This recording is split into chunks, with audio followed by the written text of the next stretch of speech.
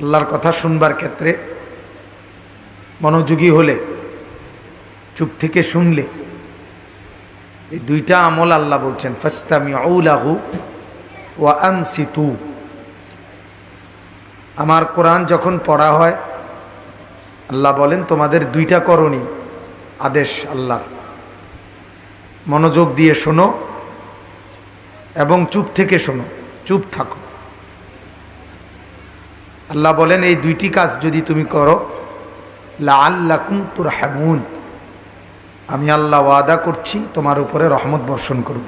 সুবহানাল্লাহ, আমার রহমত তোমার উপরে বর্ষিত হবে। তাইলে যার মধ্যে এই দুইটা জিনিস পাওয়া যাবে, যে সে মনোযোগ দিয়ে শুনতেছে এবং চুপ থেকে শুনতেছে, আল্লাহ তাআলা তার উপরে রহমত বর্ষণ করে।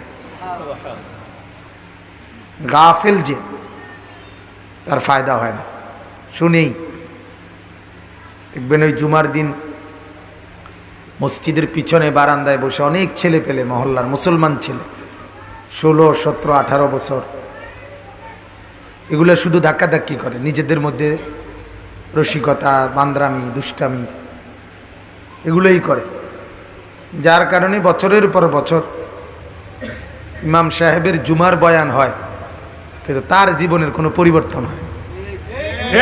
এটার কারণটা কি? কারণ গাফেল। কারণটা কি বলেন? গাফেল।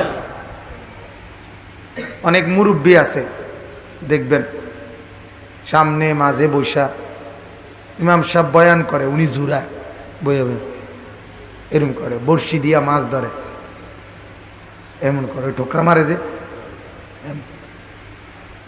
অথবা খুঁটি ফাইলে পিলার, মসজিদের খুঁটি, ওইটার মধ্যে হেলান দিয়া 2 ঠ্যাং আলগি দিয়া এই বইয়া বইয়া জিমাইতে আছে।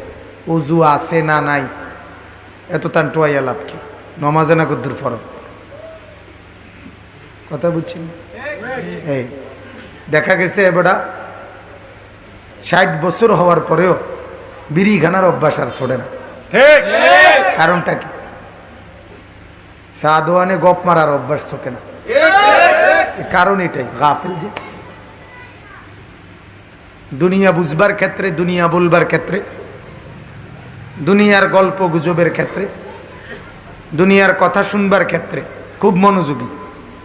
টেলিভিশনের খবর শুনতে সময় খুব খেয়াল করে, কেউ একটু আওয়াজ করলে ধমক দেয়, বেদ্যপ, ফুলাফাইন গ্রামের অসভ্য, কোনো আদব কায়দা নাই।